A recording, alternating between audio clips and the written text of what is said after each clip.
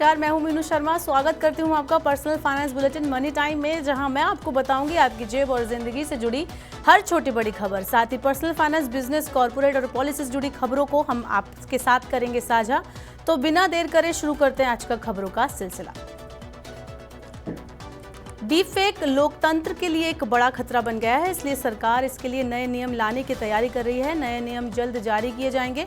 नियमों के तहत डीप फेक बनाने वालों और संबंधित प्लेटफॉर्म दोनों पर जुर्माना लगाया जा सकेगा। डीप फेक में एआई का इस्तेमाल करते हुए किसी तस्वीर या वीडियो में मौजूद व्यक्ति की जगह किसी दूसरे को दिखा दिया जाता है। इसमें इतनी समानता यानी सिमिलैरिटी होती है कि असली और नकली में अंतर करना काफी मुश्किल होता है। सोशल मीडिया कंपनियों, नेस्कॉम और एआई क्षेत्र के हितधारकों के साथ आज संचार एवं सूचना प्रौद्योगिकी मंत्री अश्विनी वैष्णव ने बैठक की। बैठक में तय किया गया कि सरकार 10 दिन के भीतर डीप फेक का पता लगाने, इसके प्रसार को रोकने, सूचना देने के तंत्र को मजबूत करने और लोगों के बीच जागरूकता फैलाने पर कदम उठाएगी। एनबीएफसी और स्मॉल फाइनेंस बैंकों को कर्ज देते समय अधिक सावधानी बरतने के लिए कहा गया है। वित्त मंत्री निर्मला सीतारमण ने ये बात कही। उन्होंने कहा कि एनबीएफसी और स्मॉल फाइनेंस बैंकों को सीमा रेखा का सम्मान करना चाहिए और कर्ज देने के अति उत्साह नहीं दिखाना चाहिए, क्योंकि अति उत्साह से मुश्किल खड़ी हो सकती है। वित्त मंत्री ने कहा कि कर्ज बांटने में सावधान रहें और इतनी तेजी से आगे ना बढ़ें कि बाद में किसी नेगेटिव पहलू का सामना करना पड़े। देश के सबसे बड़े बैंक भारतीय स्टेट बैंक ने कर्ज महंगा करने का संकेत दिया है। अनसिक्योर्ड लोन पर आरबीआई की सख्ती करने के बाद एसबीआई ने पर्सनल लोन और क्रेडिट कार्ड की ब्याज दरों में वृद्धि करने का संकेत दिया है। एसबीआई अध्यक्ष दिनेश खारा ने कहा है कि अनसिक्योर्ड लोन के लिए जोखिम भार बढ़ने से फंड की लागत बढ़ गई है। ऐसे में ब्याज दरों में इजाफा करना जरूरी होगा।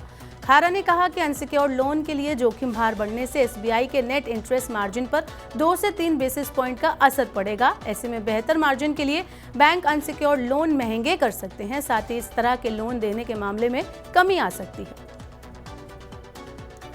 लंबे वक्त बाद कार ईंधन की कीमत में वृद्धि हुई है। इंद्रप्रस्थ गैस लिमिटेड ने दिल्ली एनसीआर में सीएनजी महंगी कर दी है। आईजीएल ने दिल्ली, नोएडा, ग्रेटर नोएडा और गाजियाबाद में सीएनजी के दाम में 1 रुपये प्रति किलोग्राम की बढ़ोतरी की है। इससे पहले अगस्त 2023 में सीएनजी की कीमतों में बढ़ोतरी हुई थी, तब सीएनजी की कीमत 1 रुपये प्रति किलोग्राम बढ़ाई गई थी। दिल्ली में सीएनजी की कीमत 74.59 रुपये से बढ़कर 75.59 रुपये प्रति किलोग्राम हो गई। वहीं नोएडा में सीएनजी का नया दाम 81.20 रुपये और ग्रेटर नोएडा में 80.20 रुपये प्रति किलोग्राम हो गया है। भारतीय जीवन बीमा निगम यानी एलआईसी बाजार में बड़ी हलचल मचाने की तैयारी में है। न्यू बिजनेस प्रीमियम में डबल डिजिट ग्रोथ हासिल करने के लिए एलआईसी ने सुनिश्चित रिटर्न देने वाले नए प्रोडक्ट्स तैयार किए हैं। एलआईसी के चेयरमैन सिद्धार्थ मोहंती ने कहा है कि दिसंबर के पहले सप्ताह में सुनिश्चित रिटर्न देने वाला पहला प्रोडक्ट लॉन्च किया जाएगा। इसमें पॉलिसी धारकों को सुनिश्चित रिटर्न के अलावा मैच्योरिटी के बाद जीवन भर सम एश्योर्ड का 10% रिटर्न भी मिलेगा।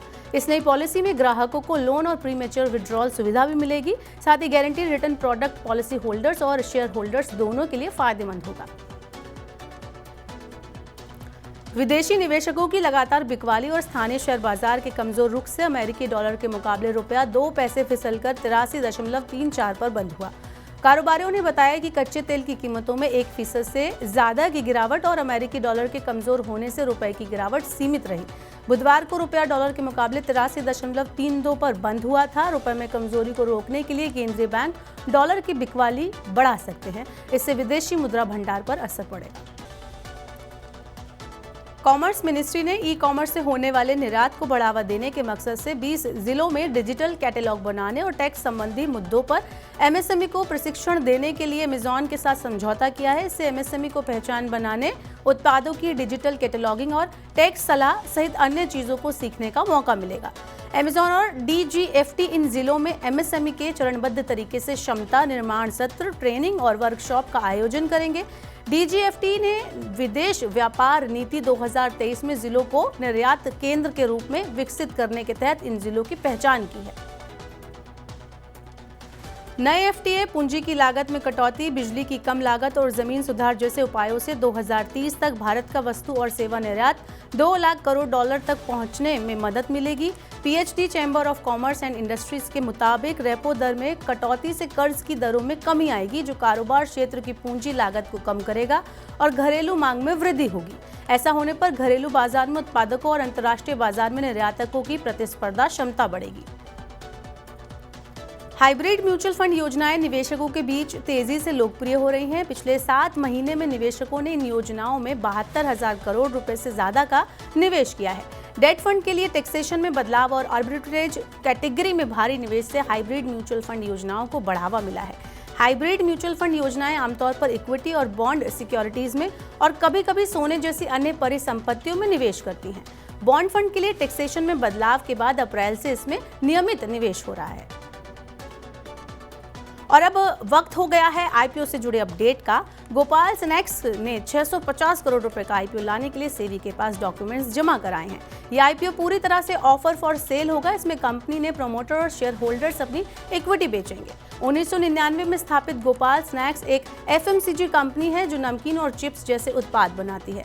वित्त वर्ष 2022-23 में कंपनी का शुद्ध मुनाफा 112 करोड़ रुपए था।